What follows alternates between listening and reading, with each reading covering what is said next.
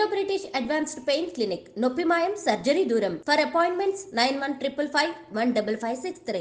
నమస్తే, welcome to I dream inside politics with కవిత.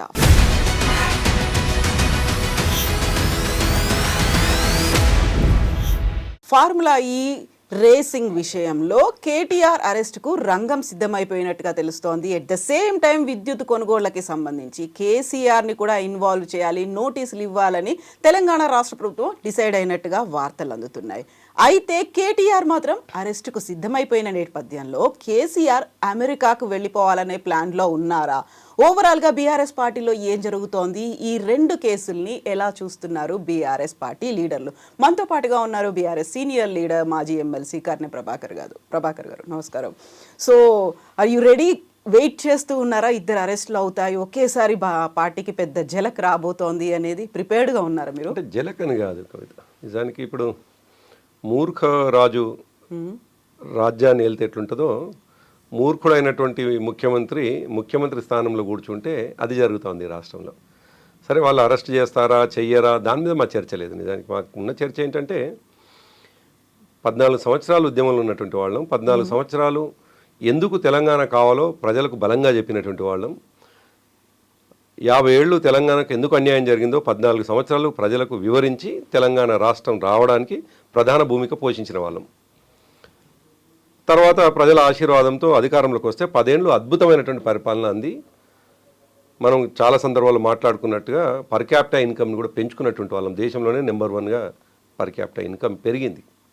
ఇటువంటి రాష్ట్రాన్ని, అద్భుతమైనటువంటి పురోగతి సాధిస్తున్న రాష్ట్రాన్ని చివరికి డిజాస్టర్ వైపు ఈయన తీసుకుపోతుండని బాధ కంటే ఈ అరెస్టులు, ఈ జైళ్ళు, వీటి మీద మా చర్చ లేదు. బాధ అంతా ఏంటంటే, మళ్ళీ ఎట్లాగో వీళ్ళు ఉండరు, అస్తవ్యస్తం ఈ రాష్ట్రాన్ని చేసి ప్రజల్ని మొత్తం అధోగతి చేసి మళ్ళీ చిప్పచేతికిస్తారేమో అనేటువంటి ఒక భయం ఉంది తప్ప ఈ కేసులతో ఏమవుతుంది? కేసులు ఎవరు పోలేదు. ఇది దేశంలో ఉన్నటువంటి గాంధీ లాంటి వాళ్ళు కూడా జైలుకు పోయినారు స్వాతంత్ర ఉద్యమంలో. అనేక మంది ఎటువంటి కారణం లేకుండా ఇవాళ ఈ దేశంలో ఈడీ కేసులలో చాలామంది కూడా అసలు సంబంధం లేనటువంటి వాళ్ళని కూడా పంపిస్తూ ఉన్నారు. అంతేందుకు ఎవరైతే కేసు పెట్టడానికి ప్రయత్నం చేస్తున్నటువంటి రేవంత్ రెడ్డి ఉన్నాడో వాళ్ళ పార్టీ అధినేత్రి సోనియా గాంధీ గారి మీద కూడా కేసు ఉన్నది. సరే, ఆమె ఎప్పుడు జైలు వేస్తారో ఏమో మాకు తెలియదు. అది కానీ ఇది కాదు. నిజానికి వాళ్ళు జరగాల్సిన చర్చ, ఈ పెట్టాల్సిన దృష్టి అభివృద్ధి మీద పెట్టకుండా, పెట్టాల్సిన దృష్టి తను ఢిల్లీకి వెళ్ళి తీసుకురావాల్సినటువంటి నిధుల మీద పెట్టకుండా, పెట్టే దృష్టి అంతా కూడా మా మీద కేసులు పెట్టడం మీద, లేదు ఇక్కడి నుంచి నిధులు తీసుకుపోయి ఢిల్లీకి అప్పచెప్పడం మీద, ఈ రెండింటి మీద ఉంటే తెలంగాణ ఎటుపోతుంది? ఇప్పుడు మీరు ఇంత కన్సర్న్ అనేది చూపిస్తున్నారు. 10 ఏళ్ల పాటు ఒక అద్భుతమైనటువంటి పాలన బీఆర్ఎస్ ప్రభుత్వం ఇచ్చింది అని చెప్పినప్పటికీ ఈరోజు అసెంబ్లీ సెషన్లో డిప్యూటీ సీఎం భట్టి విక్రమార్క లెక్కలన్నీ వివరించారు. మీరే అప్పుల గతి చేశారు, అధోగతి పాలు చేశారు, మీరు చిప్ప చేతికి ఇచ్చారు, ఇచ్చే పరిస్థితి ఎదురుగాబోతోంది మీరంటున్నారు. ఇప్పటిదాకా చూపించినటువంటి లెక్కలు కావచ్చు, విద్యుత్ కొనుగోళ్లు కావచ్చు, ఫార్ములా ఈ రేసింగ్లో అవకతవకలు కావచ్చు, వీటన్నిటి గురించి కూడా లెక్కలన్నీ ముందు పెడుతున్నారు కదా. అవన్నీ నిజం కాదంటారా? ఈ సంవత్సర కాలంలో ఈ రాష్ట్ర ప్రభుత్వం చేసిన అప్పు ఎంత? 1,00,000 కోట్లు. ఈ రాష్ట్ర ప్రభుత్వం 10 సంవత్సరాల కాలంలో బీఆర్ఎస్ పార్టీ చేసిన, ముఖ్యంగా ఆ ప్రభుత్వం చేసిన అప్పు 4,25,000 కోట్లు అయితే, సరే వాళ్ళు ఇష్టం వచ్చిన లెక్కలు 6 లక్షలు చెప్తారు, కానీ ఆన్ పేపర్ ఉన్నట్టుంది 4,25,000 కోట్లు. ఈ దేశానికి అప్పు ఎంత ఉంది అసలు? 100,25,00,000 ఉంది దేశానికి అప్పు. ఈ దేశానికి అప్పు ఉన్నది. వీళ్ళు అధికారంలోకి రాగానే 1,00,000 కోట్లు అప్పు చేసినారు. మేము 10 సంవత్సరాల కాలంలో 4,25,000 కోట్లు చేసినాము. అసలు అప్పు లేకుండా ప్రపంచంలో ఏ దేశం ఉన్నదా? అప్పు లేకుండా అభివృద్ధి చెందిన దేశాలు ఉన్నాయా? అమెరికా లాంటి దేశం మనకంటే దాదాపు 10-12 రెట్లు ఈ దేశం అప్పు కంటే ఎక్కువ రెట్లు అప్పు ఉన్నది. అసలు అప్పు కోసం మాట్లాడేవాడు అజ్ఞాని. అప్పు ఎవరికి పుడుతుంది అని అంటే, తిరిగి ఇచ్చేవాడికే అప్పు పుడుతుంది. రిటర్న్ ఉండే కెపాసిటీ ఉన్నవాడికి అప్పు పుడుతుంది. మనం బ్యాంక్ లోన్కి పోతే కూడా మన ఐటీ రిటర్న్స్ ఇవన్నీ సరిగ్గా ఉంటే మాత్రమే అప్పు పుడుతుంది. నువ్వు రిటర్న్ ఇవ్వగలుగుతావు అన్నప్పుడే అప్పిస్తాడు తప్ప ఇష్టం వచ్చినట్టు ఇవ్వడు. మరి అలా అనుకుంటే ఈ లెక్కను చూస్తే సంవత్సర కాలంలోనే 1,00,000 కోట్ల అప్పు అంటే వీళ్ళు రిటర్న్ ఇస్తారన్న నమ్మకం ఉందా లేదా వాళ్ళకి? అప్పటికంటే మేము అందుకే దాని మీద డిస్ప్యూట్ చేయడం లేదు కవిత. మేము ప్రోగ్రెసివ్గా ఉండేవాళ్ళం. అప్పు లేకుండా రాష్ట్రాల అభివృద్ధి సాధ్యం కాదు అని బలంగా నమ్మేవాళ్ళం. రిటర్న్ అంటే చేసే ఇన్వెస్ట్మెంటు రిటర్న్కు స్కోప్ ఉండాలి, అది ఇన్వెస్ట్మెంట్ లాగా ఉండాలి, అది ఖర్చు లాగా ఉండొద్దు. మేమేమనుకుంటున్నాం, మేము చేసినంతా కూడా 10 సంవత్సరాల కాలంలో నీటి మీద పెట్టినా, అది ప్రాజెక్టులు కట్టినా, కరెంటు పెట్టినా, అది ఉత్పత్తికి సంబంధించినటువంటిది, అది ఇన్వెస్ట్మెంటే, అది పెట్టుబడి అంటా నేను. పెట్టుబడిగా చూడకుండా నువ్వు ఖర్చుగా చూసే తప్పు చేస్తావు, నువ్వు ఖర్చు కాదు. ఆనాడు పెట్టినటువంటి ఇరిగేషన్ ప్రాజెక్ట్స్ కావచ్చు, పవర్ కావచ్చు, ఈ రెండు కూడా పెట్టుబడులుగా, సో వీటిలోనే మేజర్గా అయినటువంటిది. కాబట్టి 4,25,000 కోట్ల అప్పు అని ఏదైతే చెప్తున్నాడో, ఆ అప్పే కాదు ఈ రాష్ట్రానికి, ఈ రాష్ట్రంలో ఉన్న సంపదకి ఇచ్చే రిటర్న్ ఉన్న కెపాసిటీ ఉన్న మనకు. అసలు ఇంకోటి, మనం అనేక సార్లు మాట్లాడుకుంటున్నటువంటి అంశం పదే మరి అజ్ఞానంతో మాట్లాడతారా వీళ్ళు, లేదు పొలిటికల్గా ఒక మాట చెప్పిందే 10 సార్లు చెప్పడం ద్వారా అది నిజమని ప్రజలు నమ్మాలనుకుంటారా తెలియదు. కానీ ఎఫ్ఆర్బిఎంకు లోబడకుంటే డెఫినెట్గా అప్పులు ఇవ్వరు. ఎఫ్ఆర్బిఎంకు లోబడి మాత్రమే అప్పులు తీసుకుంటా ఉన్నాము. ఇవాళ బహుశా మా ఎమ్మెల్యేల మొదటి క్వశ్చన్ అదే ఉందనుకుంటాను అసెంబ్లీలో, ఎఫ్ఆర్బిఎంకి సంబంధించినటువంటి పరిమితికి సంబంధించి. కాబట్టి అప్పులు అనేటువంటి వాటిని బూచిగా చూపించి, అప్పులు అనేటువంటి దాన్ని ఏంది ప్రామాణికంగా చూపించి మమ్మల్ని బద్నాం చేయాలని ప్రయత్నం చేస్తే అది సాధ్యం కాదు. ఎందుకంటే ప్రజల అనుభవంలో ఉన్నటువంటి అంశం ఏమిటంటే, మేము ఏం అప్పులు చేసినాం అనే కంటే కూడా వారి ఆర్థిక స్థితిగతులు ఎట్లా మెరుగుపడ్డాయి చూస్తూ ఉన్నారు. వ్యవసాయం ఎట్లా అద్భుతంగా ముందు వరుసలో ఉంది, అభివృద్ధి చెందిందనే దాంట్లో ఆలోచిస్తున్నారు. గ్రామీణ ప్రాంతంలో ఉండేటువంటి యువత కావచ్చు, రైతు కావచ్చు, అందరూ మహిళలు కావచ్చు, వాళ్ళ జేబుల్లో ఎండ్ ఆఫ్ ది డే రూపాయి కనిపిస్తుందా లేదా వాళ్ళు చూసినారే తప్ప, అది దానికి కారణమైనటువంటి వాళ్ళు ఎవరు అనేది ఆలోచించారు తప్ప, అప్పు చేసిండ్రు, అప్పు ద్వారా మాకు నష్టమవుతుంది అనేటువంటి మాట ప్రతిసారి ఒక ఫ్యాషన్ మాట ఒకటి ఉంటుంది. నీ మీద నీకు తెలియకుండా 3 లక్షల అప్పు ఉన్నది ఇది రాష్ట్రంలో అని మాట్లాడతాడు. అరే అమెరికాలో ఉన్నవాడి తల మీద కూడా ఉన్నది 10 లక్షల అప్పు. ఈ దేశంలో ఉన్నటువంటి ప్రతి పౌరుడి మీద అప్పు ఉన్నది, తెలంగాణలో ఉన్న వాడి మీద కూడా అప్పు ఉన్నది. ఇప్పుడు అప్పుతో పాటుగా కొనుగోళ్లలో అవకతవకలు, అక్రమాలు, వీటన్నిటికీ సంబంధించి కూడా పెద్ద చర్చ జరుగుతోంది కదా. అందులో ప్రధానంగా విద్యుత్ అంశం. రెప్పపాటు కూడా నేను కరెంటు పోనివ్వను అనే మాట ప్రతిసారి కేసీఆర్ చెప్పేవాళ్ళు. ఎంత ఖర్చైనా నేను విద్యుత్ కొంటాను. కొనడంలో బోల్డ్ అంత అవకతవకలు జరిగాయి అనేది జస్టిస్ లోకూర్ కమిటీ కూడా రిపోర్ట్ ఇచ్చింది. క్యాబినెట్లో డిస్కషన్ జరిగింది. ఇప్పుడు కేసీఆర్ మీద చర్యలు తీసుకోవాలనే ఒక డెసిషన్కి తెలంగాణ రాష్ట్ర ప్రభుత్వం వచ్చింది అనేది బహుశా మీకు గుర్తుండాలి.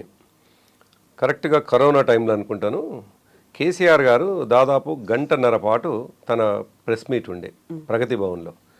పవర్ ఎందుకు అవసరము, పవర్ దేనికోసం అవసరము, ఎట్లా కొంటాము, పద్ధతి ఏంది, అసలు పవర్ని ఎందుకు ఫోకస్డ్గా మనం చేయాల్సి వస్తుందని ఆయన చాలా టెక్నికల్గా ఇంజనీర్గా మాట్లాడినాడు. ఒక పొలిటికల్ లీడర్, నేను కూడా ఒక సందర్భంలో వారితో అన్నా నేను, సార్ ఇది ఇంజనీర్స్ టెక్నికల్గా మాట్లాడే వాళ్ళు మీరు మాట్లాడగలుగుతారు అంటే మనకు దాని మీద దృష్టి ఉంది, దాని మీద కన్సర్న్ ఉంది కాబట్టి ఫోకస్ అనేది నేను మాట్లాడిన ప్రభాకర్ అని చెప్పేసి నేను వ్యక్తిగతంగా వారిని అడిగినాను నేను. అయితే మీకు కూడా ప్రత్యక్షంగా చాలా విషయాలు తెలుసు.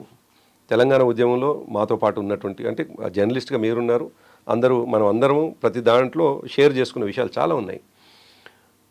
తెలంగాణ ఉద్యమం ప్రారంభం కావడానికి ప్రధానమైనటువంటి సమస్యగా ఆ రోజు భావించి కరెంటు ఉద్యమం జరుగుతున్నటువంటి సందర్భంలో 3 చనిపోతే దాన్ని నిరసనగానే ఇంకా ఈ ప్రభుత్వం ఉంటే తెలంగాణ ఇట్లనే నాశనం అయిపోతుంది, ఈ ప్రభుత్వమే కాదు తెలంగాణ రాకుంటే ఇంకా తెలంగాణ భవిష్యత్తు లేదు అని భావించి కేసీఆర్ గారు ఉద్యమాన్ని ప్రారంభించారు. ఉద్యమం ప్రారంభించిన నాడే చాలా స్పష్టంగా చెప్పినటువంటి అంశము వ్యవసాయము, కరెంటు, నీళ్లు, సరే వీటితో పాటు నిధులు, నియామకాలు అనేటువంటి మాట కూడా చెప్పినాం. ఇవి ప్రధానమైనవి. నిజానికి ఏ దేశమైనటువంటి, ఇంకోటి ముఖ్యంగా మనలాంటి దేశం, వ్యవసాయ ఆధారిత దేశంలో ప్రధానమైనటువంటి ఆధారం మనకు వ్యవసాయమే. కాబట్టి దాని మీద ఫోకస్ లేకుండా నువ్వు నాశనం అయిపోయినటువంటిది ఆర్థికంగా మొత్తం ఖరాబ్ అయిపోయినటువంటి ఈ రాష్ట్రాన్ని తిరిగి శ్రీమంతం చేయాలంటే ఏ ఆధారం అయితే ఉందో దాన్నే ఫోకస్ పెట్టాల్సిన అవసరం ఉంది. కాబట్టి వ్యవసాయం మీద దృష్టి పెట్టాల్సి వచ్చింది. వ్యవసాయం మీద దృష్టి పెట్టాలంటే వ్యవసాయానికి కరెంటు కంపల్సరీ లింక్ ఉన్నది. మనకు కాళ్ళడ్డం పెట్టుకుంటే నీళ్ళు వచ్చేటువంటి అవకాశం లేదు. మనం ఎత్తులో ఉన్నాం, 600 మీటర్ల ఎత్తులో ఉన్నాం. ఎక్కడో గోదావరి ఉంటే ఇక్కడ 600 మీటర్ల ఎత్తులో ఉన్నాం. డిఫరెంట్ టెరైన్స్ ఉన్నాయి మొత్తం ఎంటైర్ తెలంగాణలో. ఒక దగ్గర 200 మీటర్లు కావచ్చు, ఒక దగ్గర 400 మీటర్లు. End of the day highest వచ్చి లిఫ్ట్ లేకుండా, కరెంటు వాడకం లేకుండా ఛాన్స్ లేదు. ఇది ఒక్కటే కాకుండా మీరు 24 గంటల కరెంటు ఇవ్వకుండా, రైతుకు ఫ్రీ కరెంట్ ఇవ్వకుండా వ్యవసాయదారుని ఆర్థికంగా స్థితిమంతులు చేయలేవు, ఆర్థికంగా ఆదుకోలేవు. వ్యవసాయదారుడు బాగుపడాలంటే అన్ని రకాలు, ఇప్పుడు మనం చాలా సందర్భాల్లో ఒక ఇండస్ట్రీ పెట్టుకుంటే ప్రభుత్వం అన్ని రకాల సహకారం చేస్తుంది, భూమి ఇస్తుంది, బ్యాంకు అతను లోన్ ఇస్తాడు, కేంద్ర ప్రభుత్వం సబ్సిడీ ఇస్తుంది, ఉత్పత్తులకు మార్కెటింగ్లో అనేక రకాల అవకాశాలు ఇస్తారు, ఫెసిలిటీస్ ఇస్తారు. కానీ రైతుకి ఇచ్చిన ఫెసిలిటీ అని చెప్పండి. అసలు రైతు తన భూమిని తనే అక్వైర్ చేసుకుంటాడు, తనే కొనుక్కుంటాడా, లేకపోతే తన వంశపారంపర్యంగా వస్తుంది, తనే విత్తనాలు కొనుక్కుంటాడు, తనే ఫర్టిలైజర్ కొనుక్కుంటాడు. భూమిలో నాట్ల నుంచి మొదలుకొని భూమి నుంచి తీసినటువంటి గింజ మార్కెట్లో అమ్ముకొని చేతికి పైసలు వచ్చేదాకా అనుమానంతో బ్రతికేటువంటి రైతు, ఈ దేశానికి ఆధారమైనటువంటి రైతుని ఆదుకునేవాడే లేనటువంటి సందర్భంలో వ్యవసాయం మీద దృష్టి పెట్టి కేసీఆర్ గారు 0 నుంచి స్టార్ట్ చేసినటువంటి కార్యక్రమాలు 2014 నుండి, అది వ్యవసాయం కావచ్చు, అది కరెంటు కావచ్చు. సో అటువంటి సందర్భంలో ఈ 2 రంగాల మీద పెడుతున్నటువంటి ఇన్వెస్ట్మెంట్ని, అది పెట్టుబడిని, అది పెట్టుబడిలాగా చూసినాం కాబట్టి ఎండ్ ఆఫ్ ది డే మనకు రిజల్ట్స్ అనేవి కనిపించినాయి, పర్ క్యాపిటల్ ఇన్కమ్ కనిపించింది. మన ప్రాంతాలు, ముఖ్యంగా మన గ్రామీణ ప్రాంతాలు తప్పకుండా వ్యవసాయం చుట్టే అన్నీ ఆధారపడి ఉంటాయి. వ్యవసాయం చుట్టే మిగతా అంతా కూడా, వ్యవసాయం బాగుంటేనే ఊర్లో ఉన్నటువంటి జనరల్ కిరాణా షాప్ అయినా బాగుంటాడు, ఊర్లో ఉన్న వృత్తిదారులు బాగుపడతారు, ఊర్లో ఉన్న ప్రతి ఒక్కరు కొనుగోలు శక్తి పెరుగుతుంది, వ్యవసాయం మీద ఆధారపడినటువంటి గ్రామాలు కాబట్టి. సో వ్యవసాయం మీద నువ్వు దృష్టి పెట్టకుండా నువ్వు ఎట్లా ఆర్థికంగా స్థితిమంతుని చేస్తావు? కాబట్టి దృష్టి పెట్టినటువంటి వ్యవసాయం, దానికి అనుబంధంగా ఉండాల్సిన, దానికి సపోర్ట్గా నిలవాల్సినటువంటి కరెంటు, దాంట్లో భాగంగానే ₹1 ఎక్కువ కావచ్చు. వీళ్ళు ఎందుకు చేయలేకపోయిన 2014 వరకు సౌత్ గ్రిడ్ కనెక్ట్ ఎందుకు కాలేదు? అనేక సందర్భాల్లో ఉద్యమాల్లో మనం మాట్లాడుకున్నాం. సౌత్ గ్రిడ్ కనెక్ట్ అయితే తెలంగాణ ప్రాంతానికి కరెంట్ వస్తుంది అని చాలా సందర్భం, వాళ్ళు కనీసం కనెక్ట్ చేసేటువంటి కనెక్షన్ రాలేదు.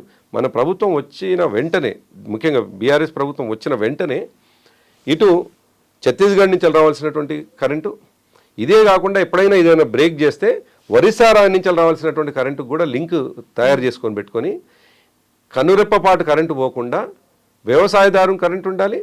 మనం మూమెంట్లో చూసినాం, ఇండస్ట్రియలిస్టులు ఇందిరా పార్క్ కాడికి వచ్చి కరెంటు కావాలని ధర్నా చేసినటువంటి సందర్భాన్ని చూసినాం. 10 సంవత్సరాల కాలంలో ఎందుకో లేదది. ఒక ఇండస్ట్రియలిస్టు తన దృష్టంతా ఉత్పత్తి మీద పెట్టాల్సింది పోయి, తన దృష్టంతా మార్కెట్ మీద పెట్టాల్సింది పెట్టి, ఉత్పత్తి కారణమయ్యే కరెంటు మీద దృష్టి పెట్టేటువంటి పరిస్థితి, అది తిరోగమనమా పురోగమనమా? తిరోగమనం నుంచి పురోగమనం రావాలంటే ఆయనను ఫస్ట్ ఫుల్ ఫ్లెడ్జ్గా కంఫర్ట్ జోన్లో పెట్టాలి. కరెంటును కూడా ఆనాడు వ్యవసాయదారునికి రాత్రిపూట పోయి కరెంట్ వేసుకొని వస్తే పాములు తేలు కుట్టి చచ్చిపోయినటువంటి రైతాంగం చూసినాం. అటువంటిది మా ప్రభుత్వం వచ్చిన తర్వాత, తెలంగాణ ప్రభుత్వం వచ్చిన తర్వాత 24 hours కరెంట్ ఇస్తే అసలు రాత్రిపూట పోయే పరిస్థితి లేదు, ఉత్పత్తి పెరిగింది. మనం చాలా సింపుల్గా చూసుకోవాల్సినది, తెలంగాణ రాష్ట్రం ఏర్పడిన నాటికి ఉన్నటువంటి మెట్రిక్ టన్స్ ఎన్ని వచ్చినాయి, చివరికి 2024కు ఎన్ని మెట్రిక్ టన్నుల ధాన్యం ఉత్పత్తి అయింది అని చూసుకుంటే దాదాపు 4-5 పెరిగింది కదా. 63 లక్షల మెట్రిక్ టన్నుల నుంచి దాదాపు 1,65,00,000 1,70,00,000 మెట్రిక్ టన్నుల వరకు ఉత్పత్తి అయింది. ఎట్లయింది? ఆ ఉత్పత్తి తెలంగాణ ప్రజలకు వెల్తీ క్రియేట్ చేసిందా లేదా? ఇదే ఆలోచించకుండా నువ్వు పెట్టుబడి పెట్టినవు, నువ్వు ఎక్కువ కొన్నది నిజమే, అది లేదు కాబట్టి ఆనాడు వెల్తీ ఉంది కదా, నువ్వు పెట్టకపోతే కాదు, నువ్వు ఒక అడుగు వేయకపోతే నీ యొక్క తీరాన్ని నువ్వు ముట్టుకోలేవు, నీ డెస్టినేషన్ చేరుకోలేవు. నువ్వు అడుగేసినవి ఎందుకు అంటే అడుగేయకపోతే కుదరదు. కాబట్టి పెట్టినటువంటి ప్రతి రూపాయి కూడా ఉపయోగంలోకి రావాలి కాబట్టి ఆలోచన చేసినటువంటి సందర్భంలో ఫలితం కూడా కనిపించింది కదా. మళ్ళీ గుర్తు చేస్తున్న పర్ క్యాపిటల్ ఇన్కమ్ పెరిగింది కదా. ఆ పెట్టుబడే లేకపోతే పర్ క్యాపిటల్ ఇన్కమ్ అదే 1,25,000 రూపాయలే ఉండేది కదా. అయితే ఇన్ని ఫలితాలు ఉన్నాయని చెప్పినప్పుడు కూడా అక్కడి దాకా వెళ్ళడానికి అనుసరించిన మార్గంలో అవకతవకలు ఉన్నాయి, కొనుగోళ్లలో సరైనటువంటి లెక్కలు లేవు అనే దాంతో పాటుగా సరికొత్తగా పెట్టినటువంటి పవర్ ప్లాంట్లు, భద్రాద్రికి సంబంధించినటువంటి పవర్ ప్లాంట్ కూడా అది పాత టెక్నాలజీని యూజ్ చేశారు. ఒకవేళ అదే కనుక కంటిన్యూ అవుతే 25 ఏళ్లలో 9,000 కోట్ల నష్టం వస్తుంది. ఈ లెక్కలన్నింటినీ కూడా లోకూర్ కమిటీ అనేది కేబినెట్ ముందు ఇచ్చింది, తన రిపోర్ట్ని సబ్మిట్ చేసింది కదా. వాటిని ఎట్లా చూస్తున్నారు? అంటే 2-3 ఇష్యూస్ ఉన్నాయి కవిత ఇక్కడ. ఒకటి కొనుగోలు, పక్క రాష్ట్రాల నుంచి కొంటున్నటువంటి కొనుగోలు. రెండోది మీరు చెప్పిన మనమే స్వయంగా ఉత్పత్తి చేద్దాం అనుకుంటున్నది ఇది. ఇప్పుడు పక్క నుంచి కొన్నటువంటి, ఇంకోటి ప్రైవేట్ వాళ్ళతో కొన్నటువంటిది. ఇప్పుడు పక్క రాష్ట్రంకి వెళ్ళి ఉన్నటువంటిది గవర్నమెంట్ టు గవర్నమెంట్ అగ్రిమెంట్, దాంట్లో అసలు బ్యాక్ ఛాన్సే లేదు, డబ్బులు చేతులు మారేటువంటి అవకాశమే లేదు. ఛత్తీస్గఢ్ ప్రభుత్వం నుంచి వెళ్ళి తెలంగాణ ప్రభుత్వం కొన్నది, చేతులు మారే అవకాశం ఎక్కడిది? అఫ్కోర్స్ ₹1 ఎక్కువ పెట్టవచ్చు, కేసీఆర్ గారు ఒప్పుకున్నారు, ఆనాడు ముఖ్యమంత్రి హోదాలో ఉండే ఒప్పుకున్నారు, తప్పకుండా కరెంటుని నాణ్యమైన కరెంటుని ఇద్దామనుకున్నాం కాబట్టి ₹1 పెట్టాల్సి వచ్చింది అని ఆయన ముఖ్యమంత్రి హోదాలనే మాట్లాడారు. ఇవాళ కొత్తగా వీళ్ళు అది చేయాల్సింది కాదు. ఛత్తీస్గఢ్ గవర్నమెంట్ నుంచి తీసుకున్నటువంటి కరెంటు తర్వాత ఉత్పత్తిలో ఏదైతే సొంతంగా మనం ఏర్పాటు చేసుకుంటున్నటువంటి కేంద్రాలనేయో, నిజానికి ఆ టెక్నికాలిటీస్ నాకు తెలియకపోయినా సింపుల్ విషయం, ఎవరికి అప్పచెప్పిండ్రు అని అనుకున్నప్పుడు మన బిహెచ్ఏఎల్ లాంటి కంపెనీకి అది ప్రభుత్వ రంగ సంస్థనే, దాంట్లో కిక్ బ్యాక్స్ ఎక్కడ ఉంటాయి? అసలు వీళ్ళు వెతుక్కొని నిందించడానికి అవకాశాలు చూసుకుంటున్నారు. అంటే కారణం వెతికి దాని చుట్టూ తిప్పి ఇది అని చెప్పేసి చూపిస్తారు. దాంట్లో సరిగ్గా శాస్త్రీయంగా ఆలోచన చేసి పాజిటివ్గా ఆలోచన చేస్తే అసలు మా తప్పులు ఇవ్వపడు. దానికి ఫలితం ఉంది. ₹1 ఎక్కువ పెట్టినా ₹3.60 ఏదో కొనుక్కునే అవకాశం ఉంటే ₹3.90 కొన్నారు అనేది ఇంకా ఎక్కడో నేను చదివినాను. ₹30 వేరియేషన్ ఉంది కదా.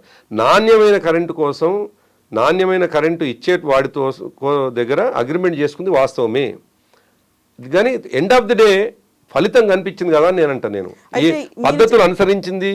కొన్ని సందర్భాల్లో తను అనుసరించిన విధానం ఏంది, కానీ అనుకున్నది ఒకటైతే చివరికి ఆ ఫలితం కూడా దక్కకపోయి అంటారు. కానీ అట్లా కాదు కదా, ఫలితం కనిపిస్తున్నది కదా. అయితే ఈ మీరు పెట్టినటువంటి ఖర్చు, వచ్చినటువంటి ఫలితాలు, లేకపోతే అందులో ఉన్నటువంటి లాభాలు నష్టాలు, ఇవన్నీ లోకూర్ కమిటీ ఇచ్చినటువంటి రిపోర్ట్లో లేవంటారా? కేవలం ఎక్కడైతే నష్టాలు ఉన్నాయి, ఎక్కడైతే అవకతవకలు ఉన్నాయి, ఇక్కడ అక్రమాలు జరిగాయి, వాటి మీదే ఫోకస్ పెట్టింది అంటున్నారా? ఇప్పుడు లోకూర్ కమిటీ ఇచ్చిన end to end plus word to word మనకి తెలియదు. ఒక పత్రికలో రాసినటువంటి అంశాల ఆధారంగా మనం మాట్లాడుకుంటున్నాం.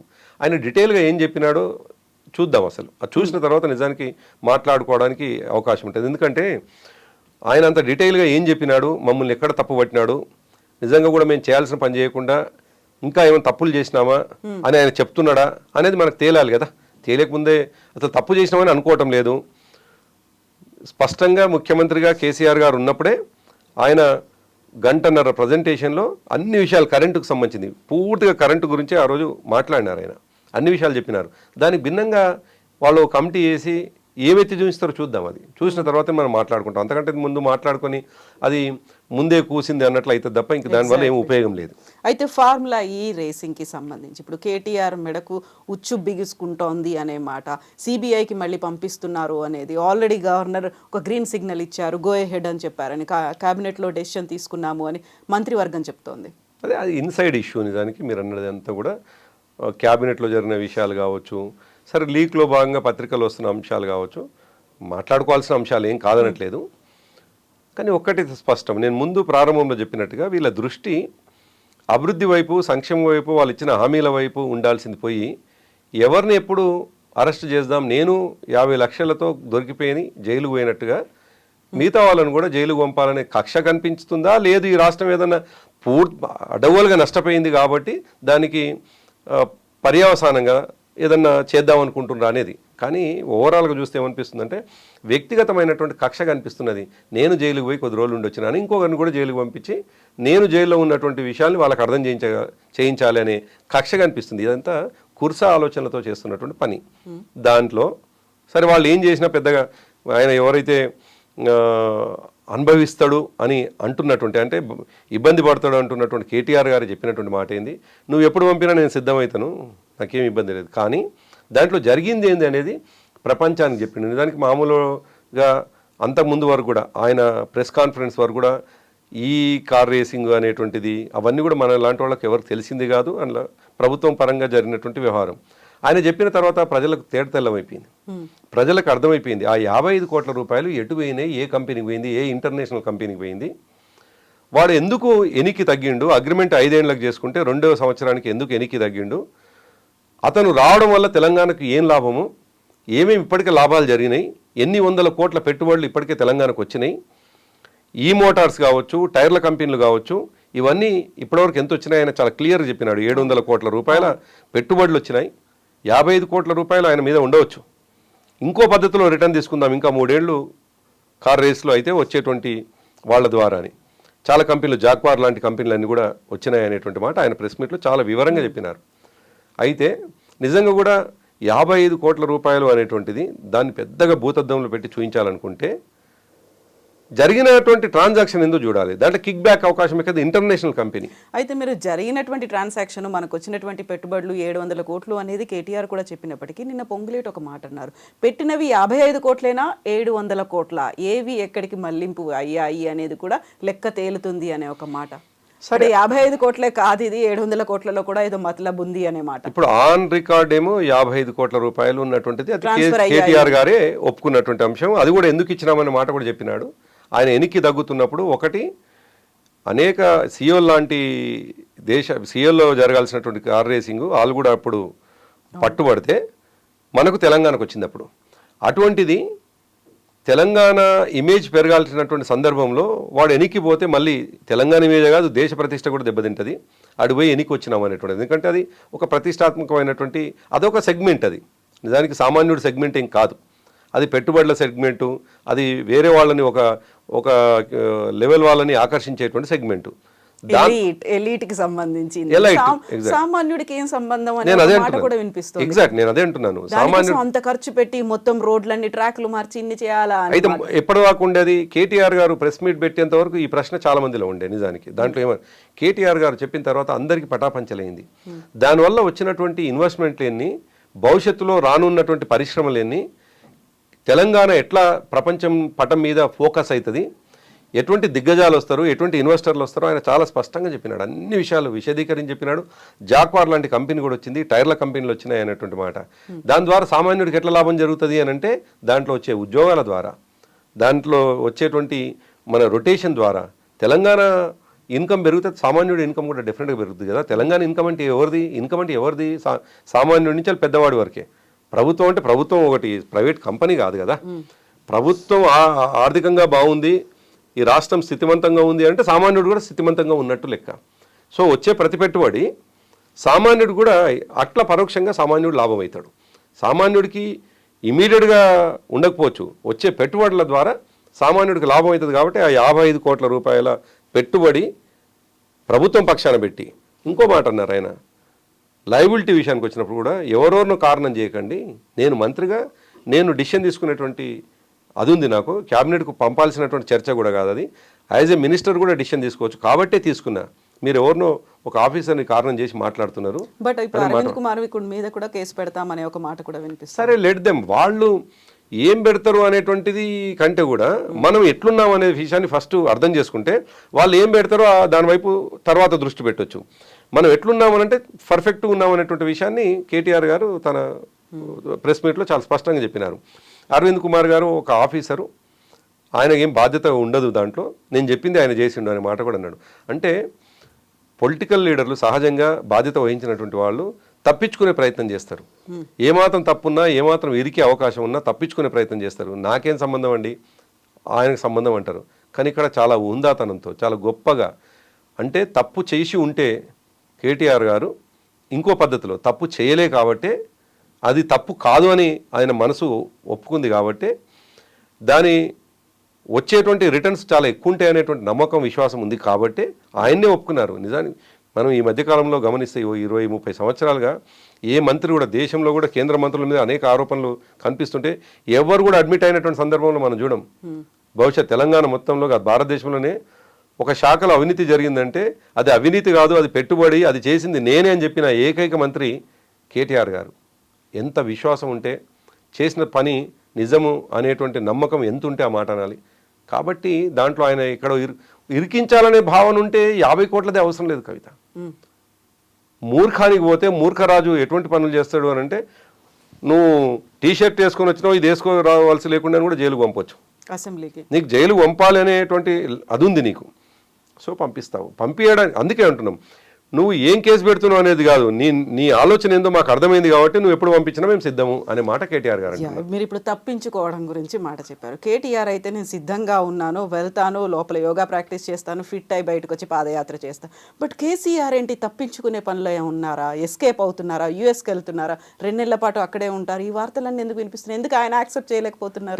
అదే మీరు అన్నట్టుగా కేటీఆర్ గారు సరే ఆయన ఏదో రిథమిక్గా ఆ నిమిషానికి పోతాను యోగా చేసుకుంటాను అన్నారేమో, కానీ కేటీఆర్ గారు చాలా ఎనర్జెటిక్గా ఉంటారు. ఆయన అద్భుతంగా ఇప్పటికీ గతంలో కూడా పాదయాత్రలు చాలా చేసినాడు, గతంలో కష్టాలు కూడా చూసినటువంటి వ్యక్తే, ఉద్యమంకి వెళ్ళి వచ్చినటువంటి వ్యక్తే, జైలుకు పోయి ఏం ఇబ్బంది ఏం పడాడు.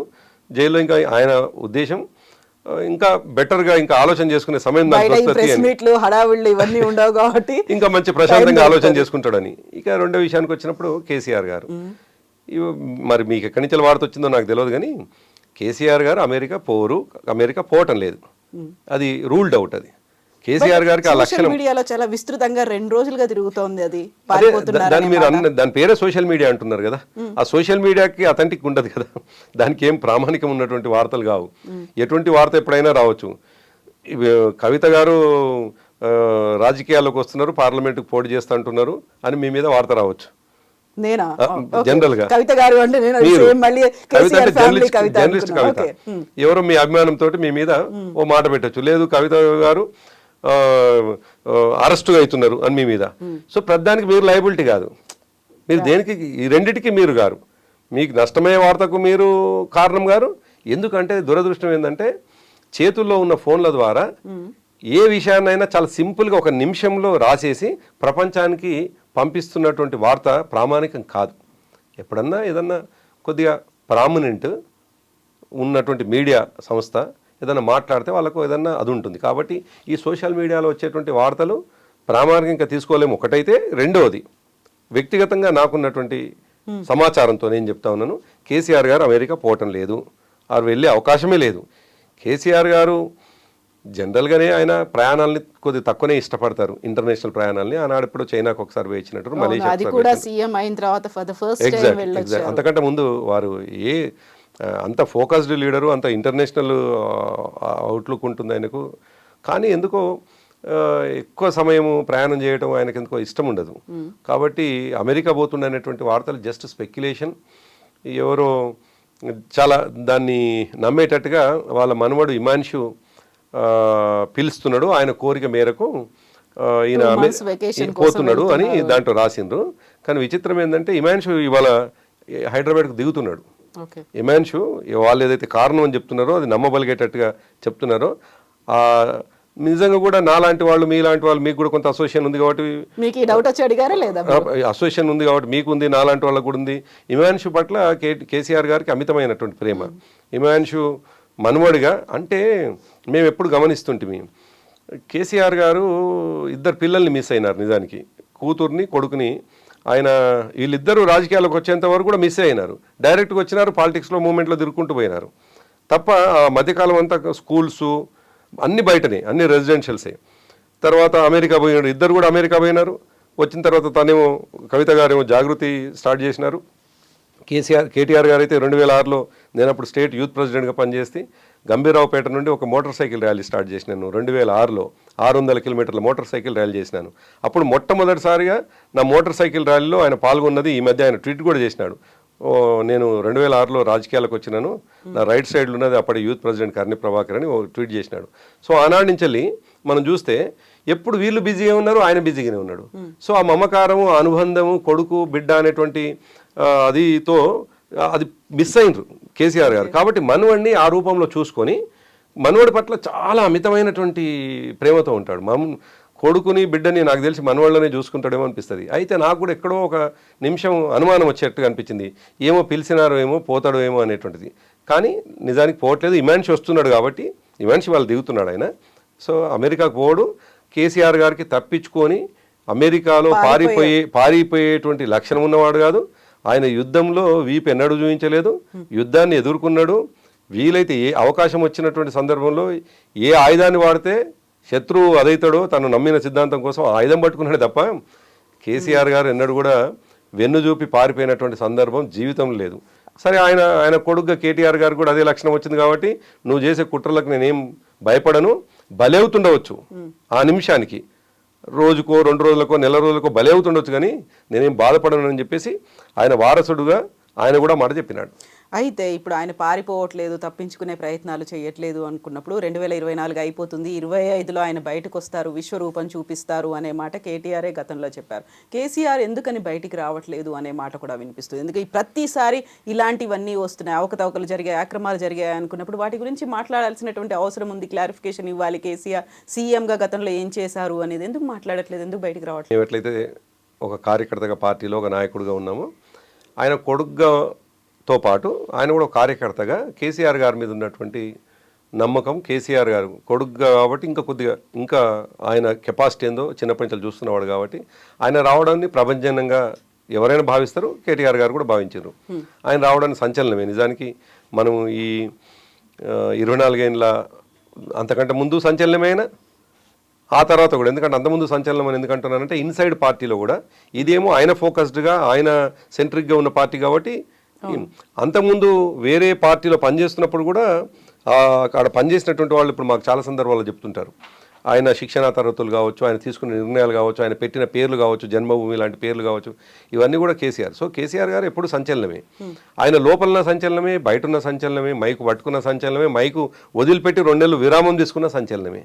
ఎందుకు సంచలనం అంటే ఆయన ఆలోచనలో ప్రజల కోణం ఉంటుంది, ఆయన ఆచరణలో ప్రజల కోణం ఉంటుంది, ఆయన ప్రతి నిమిషం దృష్టి పెట్టడంలో ప్రజలే ఉంటారు తప్ప తన వ్యాపారాలు, తన వ్యాపార సామ్రాజ్యాన్ని పెంచుకోవడాలు, కుటుంబం మీద మమకారం పెంచుకోవడాలు, ఆస్తులు పోగు చేసుకోవడాలు ఆయనలో ఎన్నడూ లేవు. కాబట్టి ఆయన చేసే ఆలోచన అది ప్రజలకు ఉపయోగపడుతుంది కాబట్టి అది సంచలనంగా మారుతుంది. అందుకే సరే కేటీఆర్ గారు 2025 అది పెద్ద సంచలనంగా బయటకు వస్తారు అని ఆయన విశ్వరూపం చూపిస్తారు.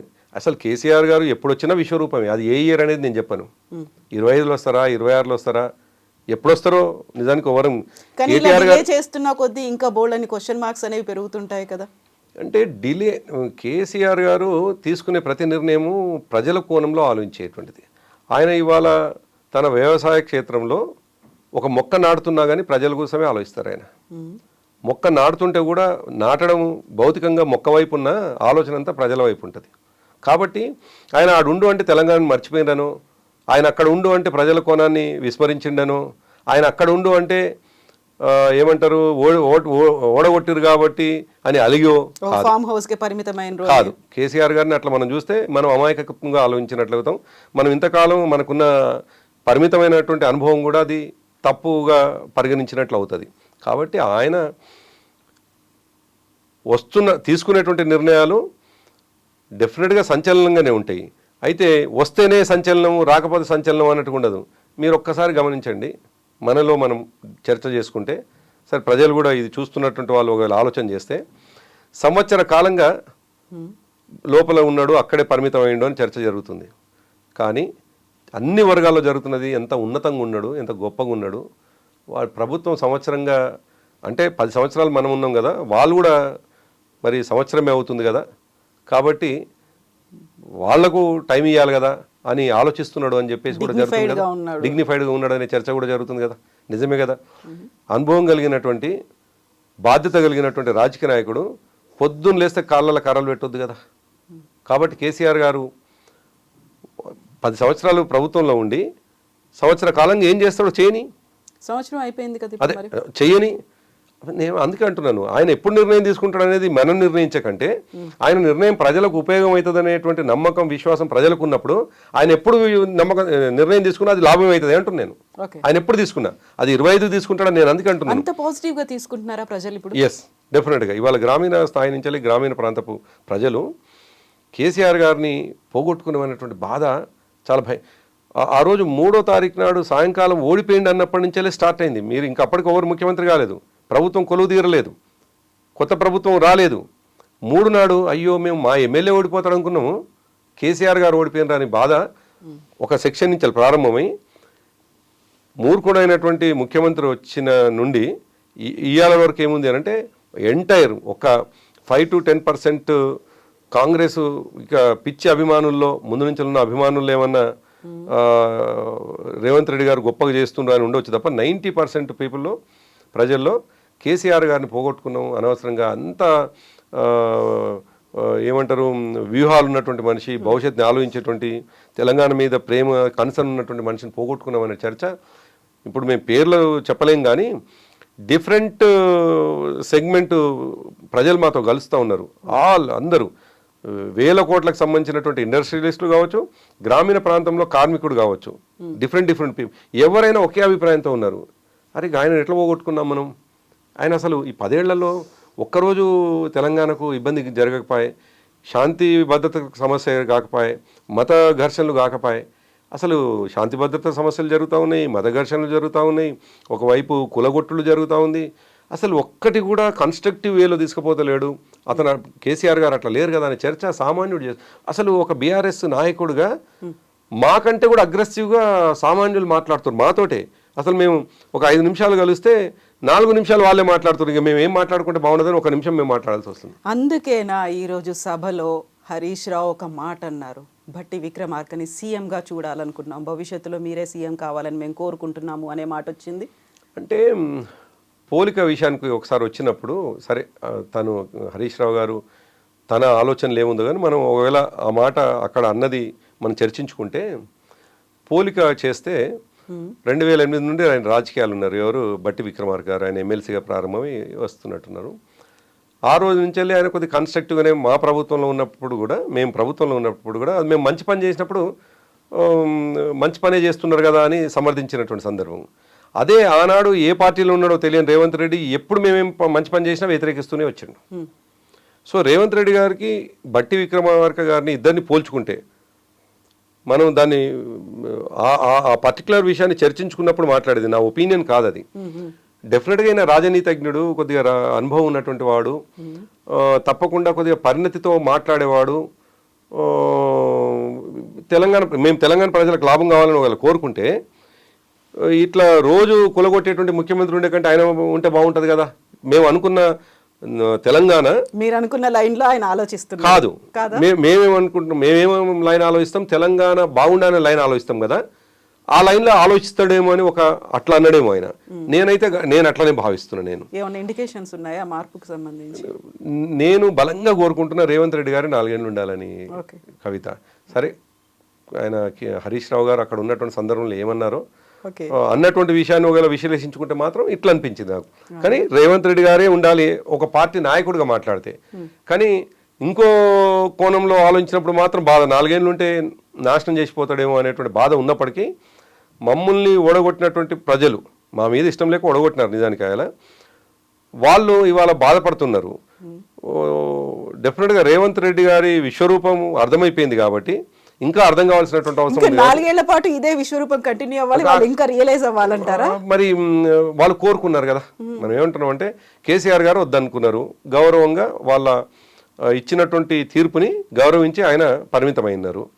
సో వాళ్ళు కోరుకున్నటువంటి ముఖ్యమంత్రి ఇవాళ పదవిలో ఉంటున్నప్పుడు ఎటువంటి గొప్ప పనులు చేస్తాడో మొత్తం పూర్తి స్థాయిలో చేయాలి కదా. సగంలో చేస్తే మళ్ళీ నన్ను చేయనియపోయినారు అని అంటాడు. కాబట్టి అట్లా నేను పాజిటివ్గా చెప్తున్నాను, 4 ఏళ్ళు ఆయన ఖచ్చితంగా ఉండాల్సిందే అని నేను కోరుకుంటాను. ప్రజలు రియలైజ్ అవ్వాలి. నేను ప్రజలు రియలైజ్ కావాలంటలేను, ప్రజలు ఎప్పుడు తప్పు చేస్తాను అనుకోను. నేను మాకంటే బెటర్గా చేస్తాడు అని ఆశించి గెలిపించారు. మేము ప్రజల్ని తప్పు పట్టడం లేదు. మేము 2000 ఇస్తానంటే ఆయన 4000 ఇస్తా అన్నాడు కదా. సో 4000 ఇచ్చేవాడిని డెఫినెట్గా వాళ్ళు కోరుకుంటారు కదా. మేము 10,000 రూపాయలు సంవత్సరానికి ఇస్తుంటే ఆయన 15,000 ఇస్తున్నాడు రైతుకి, కోరుకుంటారు కదా, ఇవ్వటం లేదు కదా. సో వాళ్ళు రియలైజ్ అవుతారు అనేటువంటిది ఆ విషయంలో, మమ్మల్ని ఓడగొట్టిన విషయంలో నేను అనట్లేదు. మళ్ళీ నేను ప్రజల్ని తప్పు చేయడానికి నాకు ఇష్టం లేదు.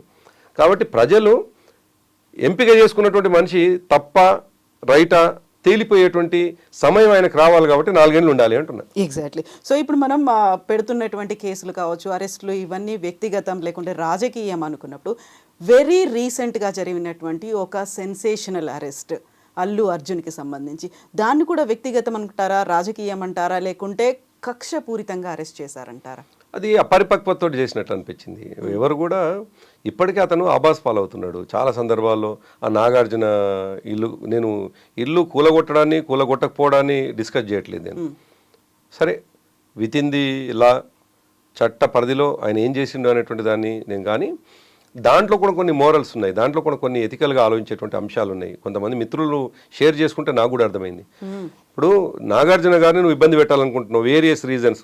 ఎన్నికల ముందు ఆయన ఏమైనా చేస్తున్నాడా, చేయలేదా, లేకపోతే ఆయన మీద నీకు వ్యక్తిగతంగా కోపం ఉందా, సినిమా వాళ్ళ పైన నీకు వ్యక్తిగతంగా కోపం ఉందా, అది తర్వాత విషయం. కానీ అతన్ని నష్టం చేయడం ద్వారా దాని కాన్సిక్వెన్సెస్ ఎటువైపు లీడ్ చేసినాయంటే, దాన్ని బుక్ చేసుకున్న వాళ్ళు 5-6 నెలల నుండి బుక్ చేసుకుని ఉంటారు, అడ్వాన్స్ బుకింగ్స్ బుక్ చేసుకుని ఉంటారు. పాపం పెళ్ళిళ్ళు, మరి వాళ్ళకి పెళ్ళిళ్ళు వేరే పెళ్ళి మరొక రోజు అని అప్పటికప్పుడు. ఇంకోటి ఏంటంటే ఆ జరిగిన నుంచి వెళ్ళి 2-3 రోజుల వరకు దాని పెళ్ళి ఉంటే వాళ్ళు పాపం కుటుంబం అదైపోతుంది కదా. ఈ మానవీయ కోణం కూడా ఉండాలి కదా. కనీస మానవీయ కోణం లేకుండా నువ్వు నాగార్జున మీద కక్ష కట్టి చేయాలనుకున్నప్పుడు నాగార్జున మీద కక్ష కట్టి ఒక 6 నెలల ముందు ఎప్పుడైనా నోటీస్ ఇచ్చేసినా బాగుండేది. అది పాజిటివ్ వేలో ఆలోచిస్తే. నెగిటివ్గా కక్షపూరితంగా ఉంటేనేమో ఇట్లా ఓవర్ నైట్లో అప్పటికప్పుడు ఒక ఆఫీసర్కి చెప్పడం, ఇంకో మనిషికి తెలిస్తే సమాచారం పోద్ది అనుకోవడం, ఆ ఆఫీసరే తన టీముని తీసుకొని పోయి ఆ టీము ఏడిపోతున్నావో కూడా తెలియకుండా ఆడిపోయి ఈ బిల్డింగ్ని కూలగొట్టుంటే కూలగొట్టడం, అది జరిగినాయి. సో దాంతో నష్టం జరిగింది కదా. దాని కొనసాగింపు ఏమైంది, అల్లు అర్జున్. సరే, నిజానికి అల్లు అర్జున్ ఆయన సినిమా రంగానికి సంబంధించినటువంటి వ్యక్తి, మనకు ఎవరు కూడా మనలాంటి వాళ్ళకి పరిచయాలు కూడా ఉండే వ్యక్తి ఏం కాదు. కానీ జరిగిన తీరుని ఒకసారి చర్చ చేసుకుంటే అక్కడ జరిగినట్టు అతను ఇన్ఫర్మేషన్ ఇచ్చిండు, నేను వస్తున్నా అనేటువంటిది. ఆ స్టాంపేడ్ జరిగినటువంటి టైంలో అతను సినిమా చూస్తున్నాడు అని అంటున్నారు. సరే, ఇది కూడా సమీక్షించుకోవాల్సింది, ఇది కూడా ఇన్వెస్టిగేట్ చేయాల్సింది మనమేం కాదు, మనం పోలీస్ ఆఫీసర్లం కావు, పోలీసులే చేస్తారు. నేను అది కూడా కాదనట్లేదు. కానీ ఒక్క కారణం చేత మనిషి ప్రాణం పోయింది, దాంట్లో అనుమానం లేదు. ప్రాణం అయితే పోయింది, ఇంకో మనిషి ప్రాణం పోతుందా అని భయం కూడా ఉంది. ఆ పిల్లవాడి ప్రాణం పోతుందా అని భయం ఉంది. పోతుందా తెలియదు. ఈ అపరిపక్వతతోటి పరిపాలించే వాళ్ళు ఆ పిల్లవాడి ప్రాణం పోవడానికి కారణమవుతారు కూడా తెలియట్లేదు. దాంట్లో కుట్ర కూడా ఏమైనా ఉందా అనేది ఒక భయం కూడా కనిపిస్తూ ఉన్నది. ఎందుకంటే ఇవన్నీ చర్చలు వేరే వైపు పోవాలని చెప్పేసి ఆలోచన చేస్తుంటారు అనేది కూడా ఒక చర్చ జరుగుతూ ఉంది. చాలా ఇంపార్టెంట్ ఇష్యూ ఇది. సో ఇప్పుడు ప్రాణానికి సంబంధించి కూడా ఒక డైవర్షన్ అనేది కొనసాగుతుంది. ఎగ్జాక్ట్లీ, అదో చర్చ జరుగుతుంది. ఇప్పుడు కరెక్ట్ 2 రోజులుగా ఒక లీకులు ఇస్తూ ఉన్నారు, ఆ పిల్లవాడి ప్రాణాపాయ స్థితిలో ఉన్నాడు, ఇంకా సీరియస్గా ఉన్నాడు అనేటువంటిది లీక్లు ఇస్తారు. ఎందుకు లీక్లు ఇస్తారో తెలియదు. అతన్ని సీక్రెట్గా ఎక్కడ పెట్టారు అనేటువంటి విషయం కూడా ఎవరికి తెలియకుండానే జరుగుతూ ఉంది. సరే, అది ఒక అంశం. అయితే అల్లు అర్జున్ని అరెస్ట్ చేసి తీసుకుపోయిన తీరు, ఆయన అరెస్ట్ చేయడం చేయకపోవడం అనేటువంటిది అసలు నేను దాంట్లోకి పోను. నేను వ్యక్తిగతంగా, నేను మా పార్టీ పక్షంగా చెప్పట్లేదు, నేను వ్యక్తిగతంగా. కానీ కక్ష సాధింపు ఎక్కడ పడుతుంది అనేటువంటిది, అతను పోయిండు బెయిల్ తెచ్చుకున్నాడు. ఆ బెయిల్లో కూడా ఇమీడియట్ ఎఫెక్ట్ అనేటువంటి ఒక వర్డ్ కూడా ఉంది అంట. అతను జైల్లో విడుదలయ్యే అవకాశం ఉండే, కానీ ఆ రాత్రి ఆయన పడుకోబెట్టాలి అందులో అనేటువంటిది ఆయనకు మనసుకు భావించిండేమో. తెల్లారి మాత్రం ఆయన వదిలిపెట్టాలి, ఒక రాత్రి ఆయన ఉండాలి. ఇదంతా ఏమై ఉంటుందని ఒక సామాన్యుడుగానే ఆలోచించినప్పుడు, ఓ 24-20 సంవత్సరాలుగా రాజకీయాల్లో ఉన్నవాడు కానీ ఆలోచించినప్పుడు నాకు అనిపించింది, రేవంత్ రెడ్డికి ఎక్కడో సినిమా వాళ్ళు మిస్ అవుతున్నారు అనేటువంటి ఫీలింగ్ ఉందేమో అనిపిస్తూ ఉంది. సినిమా వాళ్ళతో ఏమంటారు, సినిమా వాళ్ళు ఆనాడు తెలంగాణ ప్రభుత్వం ఏర్పడగానే వచ్చి మా ఇండస్ట్రీని కాపాడండి, మా ఇండస్ట్రీ అదే అంటున్నాను. ఆనాడు అభినందించినట్టుగా ఈనాడు ఎవరు అభినందించట్లేదు. సినిమాటోగ్రఫీ మినిస్టర్ని దగ్గరికి రాలేదు, ముఖ్యమంత్రి దగ్గరికి పోవటం లేదు. దానికి కొనసాగింపుగా నాగార్జునది ఇట్లా జరిగింది. సో అల్లు అర్జున్ కూడా పోయి ఆయన స్టేజ్ మీద, ఆయనకెందో దురదృష్టం పాపం, ఆయన ఈ రాష్ట్ర ముఖ్యమంత్రి పేరు గుర్తులేదు ఆయనకు. ఈ రాష్ట్రం వాడే, తెలుగు వాడే. ఈ రాష్ట్ర ముఖ్యమంత్రి పేరు గుర్తులేదు అని అంటే ఆయన దురదృష్టం అనుకుందామా, లేకపోతే ఆ స్థాయిలో ఆయనని ప్రభావం చేయకుండా, అంటే ముఖ్యమంత్రిగా కనిపించకుండా రేవంత్ రెడ్డి ఉండడం మనకు తెలియదు. కానీ దురదృష్టం ఆయన నోటి నుంచి ఆయన పేరు వెళ్ళలేదు.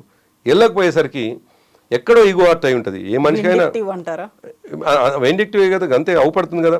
ఎక్కడో అరే నేను ముఖ్యమంత్రిని, ఎందుకంటే చాలా సందర్భాల్లో రేవంత్ రెడ్డి తన ఉపన్యాసాలు చెప్తున్న మాటని మనం గుర్తు చేసుకుని మాట్లాడుకోవాలి. మీరు కనీసం నాకు విలువ ఇవ్వకుండా పర్లేదు, నేను ముఖ్యమంత్రి అన్న విలువ ఇవ్వండి, నాకు కుర్చీకి ఇవ్వండి. సరే, ఆయన కేసీఆర్ గారు ఉన్నప్పుడు ఆయన ఒక్కరోజు ఇవ్వలేదు. నిన్న అసెంబ్లీలో కూడా ఆయన మాట్లాడుతూ ఉన్నాడు. చంద్రశేఖరరావు ఇవ్వలేదు. ఇప్పటికీ నువ్వు ఏంది వ్యక్తిగతంగానే మాట్లాడుతున్నావు, ఏకవచనంతోనే మాట్లాడుతూ ఉన్నావు. వయసుకైన గౌరవం చంద్రశేఖరరావు గారు అను, నీకు అంత అహంకారం ఏంది చంద్రశేఖరరావు అని మాట్లాడుతున్నాడు. సరే, అయితే చాలా సందర్భాల్లో ఆయన వేదికల మీదనే అంటున్నమాట, నాకు ఇవ్వకండి, నా కుర్చీకి ఇవ్వండి, నాకు ముఖ్యమంత్రిగా అర్థమైపోయింది ఆయనకు ఎవరు విలువ ఇస్తలేరు అనే విషయం. వాళ్ళ కార్యకర్తలు ఇస్తలేరు, వాళ్ళ ఎంపీలనైతే వాళ్ళ ఎంపీలు అంటున్నారు, వాళ్ళ తోటి మంత్రులు అయితే వాళ్ళే బాధపడతారు, మమ్మల్ని తొక్కుకుంటూ వచ్చిన ముఖ్యమంత్రి. ఎందుకంటే అన్నది ఈయననే కదా, నేను తొక్కుకుంటూ వచ్చిన కొండారెడ్డిపల్లికి వెళ్ళి, నేను తొక్కుకుంటూ వచ్చిన నల్లమల్లకి వెళ్ళి అని ఆయన్ని అన్నాడు. కాబట్టి తొక్కుకుంటూ వచ్చిన బాధితులు ఎవరో పక్కకే ఉంటున్నారు చివరికి ఇది. సో ఇవన్నీ చూస్తే మనకు అనిపిస్తున్నది ఏంది, ఆయనను ఎవరు గుర్తుపడతలేరు, నన్ను ఎవరు గుర్తిస్తలేరు, కాబట్టి నన్ను గుర్తించాలంటే ఒక్కరోజనే నన్ను పడుకోవాలి, నా పేరు ఉచ్చరించిన వాడు బయట ఎట్లుంటాడు అనుకున్నాడు ఏమో, బహుశా ఆయన పెట్టిండు. మనం ఈ కోణంలో చూడాలని అనిపిస్తా ఉంది నాకు. ఇప్పుడు దీనికి కొనసాగింపైన బాలకృష్ణ ఇంటికి కూడా అక్కడ మార్క్స్ పెట్టడం, 6 feet అనేది రాయడం అనేది అంటే సరే, మా పార్టీ విధానం ఇంకా మేము చర్చించుకోవాలి నిజానికి కవిత. కానీ నేను వ్యక్తిగతంగా ఒక మాట చెప్తాను మీకు. నేను మీరంతా కూడా ఇటు బంజారా హిల్స్ వైపే మీ స్టూడియోలు ఉన్నాయి, మనం అన్నీ అవి ఉన్నాయి. డెఫినెట్గా Banjara hills, Jubilee hills, not only Banjara hills, Jubilee hills అంటా నేను, సిటీ మొత్తం కూడా అసలు మన సిటీకి విస్తరించే స్వభావం ఉన్నది. మనది చెన్నై కాదు, మనది కోల్కతా కాదు, మనది ముంబై కాదు, మనకు సీషోర్ లేదు. ఇంకా 50 కిలోమీటర్లు 100 కిలోమీటర్లు విస్తరించే అవకాశం ఉన్నది. ఎందుకో ఎవరైనా 50 ఫ్లోర్లు 40 ఫ్లోర్లు పర్మిషన్లు ఇచ్చుడు, ఆ రోడ్లు రేపు ఇంకో 10 ఏళ్ల తర్వాత దాని లోడ్ ఎంత పడుతుంది, దాని శానిటరీ ఏంది, దాని సీవరేజ్ ఏంది, ఇవన్నీ ఏం ఆలోచించకుండా పర్మిషన్లు ఇవ్వడం, రోడ్లు సరిపోకపోవడం. జస్ట్ మనం ఇప్పుడు మీ స్టూడియో నుండి ఇట్లా నేను రోడ్డు ఎక్కగానే కరెక్ట్ 15 నిమిషాలు ట్రాఫిక్ జామ్లో ఉంటున్నాం. ఎంత నేషనల్ లాస్ ఒకసారి ఆలోచించండి, జాతీయ నష్టం ఎంత నడుస్తుంది. నా వ్యక్తిగత అభిప్రాయం అయితే రోడ్లు విస్తరించాల్సిన అవసరం ఉన్నది హైదరాబాద్ నగరం. కాకపోతే ఇంకా మూసీ లాంటి పేదవాడిని ఎంటబడకుండా, మూసీతో ఇప్పుడు అర్జెంటుగా మంచి నీళ్లు నింపడంతో తెల్లారి జరిగే లాభమేం లేదు, కానీ ఈ రోడ్లు విస్తరించడం వల్ల మాత్రం తెల్లారి లాభం జరుగుతుంది. మన జాతీయ నష్టం నిర్వహించినట్లు అవుతావు. సామాన్యుడి సమయం ఇబ్బంది కాకుండా ఉంటుంది. ఉద్యోగాలు పోయేటువంటి వాళ్ళు, అంబులెన్సులు మనం చూస్తాం కదా, జస్ట్ ప్రయాణం 1/2 an hour ప్రయాణం చేస్తే 4 అంబులెన్సులు మనల్ని దాటుకుంటూ పోవడానికి పడే ఇబ్బందులు, అందులో ప్రాణాలను అరచేతిలో పట్టుకొని పాపం వాళ్ళు ప్రయాణం చేస్తుంటారు. రోడ్ల విస్తరణ జరగాలి. బాలకృష్ణ జరుగుతుందా, జానారెడ్డి గారిది చేస్తారా, ఇంకోరిది చేస్తారా, ఎవరైతే ఆ పరిధిలో ఉంటారో ఆ స్థాయి రోడ్డు అవసరం ఉంటుందో డెఫినెట్గా చేయాలి. కానీ అది మీరు ఇంతకుముందు కక్ష సాధింపులో భాగంగా ఉండకూడదు. మళ్ళీ నువ్వు కక్ష సాధింపులో భాగంగా చేస్తే చాలా సందర్భాల్లో మాట్లాడుకున్నారు. అసలు ఎక్కడో 250 గజాల్లో కట్టుకున్నటువంటి 111లో ఒక ఆయన మొన్న చెప్తా ఉన్నాడు, 111లో 250 గజాల్లో ఎప్పుడో 30 ఏళ్ల క్రితం కట్టుకున్నటువంటి ఒక ఇల్లు, ఒక 10 ఎకరాల్లో దాన్ని ఒక ఆయన కొంటే, అది 111లో ఉన్నది, దాని సివరేజ్ అంతా కూడా గండిపేటలో కలుస్తున్నదని చెప్పేసి కూలగొట్టిండ్రు అనేది. అసలు అది కామన్ సెన్స్తో ఆలోచించాలి కదా కొన్ని విషయాల్ని. అదేమో కూలగొట్టకున్నా ఇబ్బంది లేదు, కానీ మూసీ లాంటివి, ఇప్పుడు మూసీ లాంటివి ఇమీడియట్ టాప్ ప్రయారిటీలో ఉండేటువంటి ఇది ఏం కాదు. టాప్ ప్రయారిటీ ఆయన సంపాదన కావచ్చు, ఆయనకు వ్యక్తిగతంగా టాప్ ప్రయారిటీ కావచ్చు. డబ్బులు 20,000 కోట్లు ప్రతి సంవత్సరం, ఓవరాల్గా 1,00,000 కోట్లతోటి ప్రాజెక్టు కంప్లీట్ చేసి 40,000 కోట్లు 30,000 కోట్లు జోబులు వేసుకోవడానికి ఏమన్నా టాప్ ప్రయారిటీ పెట్టుకోవచ్చు. కానీ అది పేదవాడికి టాప్ ప్రయారిటీ కాదు, మన హైదరాబాద్లో నివసిస్తున్న వాడికి టాప్ ప్రయారిటీ కాదు. చేయాలి డెఫినెట్గా. సియోల్ నగరం లాగా చేయమంటున్నాం, కాదంటలేం. మా ప్రభుత్వంలో నిర్ణయం తీసుకున్నాం కదా, ఎందుకు ఇంత యుద్ధ ప్రాతిపదిక కూలగొట్టలేం. మేము చాలా పాజిటివ్గా ఆలోచించినాం కదా, మేము కూడా ఇదే డిపిఆర్ ఇదంతా రెడీ చేసిన వాళ్ళమే కదా, మేము కన్విన్స్ చేసే ప్రయత్నం. నువ్వు కన్విన్స్ చేసి కూడా ఏం లేదు, కూలగొడుతున్నావు. అందుకే ఒకరికొరికి డెఫినెట్గా తేడా ఉన్నది. ఇప్పుడు ఈ రోడ్ల విస్తరణ అనేటువంటి విషయంలో కూడా డెఫినెట్గా విస్తరణ జరగాలి. మా ప్రభుత్వం వచ్చినా కూడా ఎన్ని ఫ్లైఓవర్స్ వచ్చినాయి, ఏంది మన కొన్ని రోడ్లు మధ్యలో ఏర్పడ్డటువంటి రోడ్లు, ఆ రోడ్ల దగ్గర పోతే అసలు ఇక్కడ కూడా ఒక రోడ్డు ఉందా అని మనకు ఆశ్చర్యం అనిపిస్తుంది. దాంతో లాభం జరిగింది హైదరాబాద్ నగరానికి. ఇంకా ఎంత వీలైతే అంత హైదరాబాద్ నగరం రోడ్లతోటి విస్తరించే అవకాశం ఉంది. కాబట్టి ఒకటి, విస్తరణకు అవకాశం ఉన్నటువంటి హైదరాబాద్ని విస్తరించుకునే అవకాశంలో భాగంగా పర్మిషన్స్ ఇవ్వాలి. రెండోది, రోడ్ల విస్తరణ కూడా జరగాలి. Yes, thank you so much అండి. బోల్డ్ అని డెవలప్మెంట్స్ ఉండబోతున్నాయి కాబట్టి ఫర్దర్గా కూడా మళ్ళీ మనం కంటిన్యూ చేద్దాం ఇంటర్వ్యూని. Thank you so much. Thank you.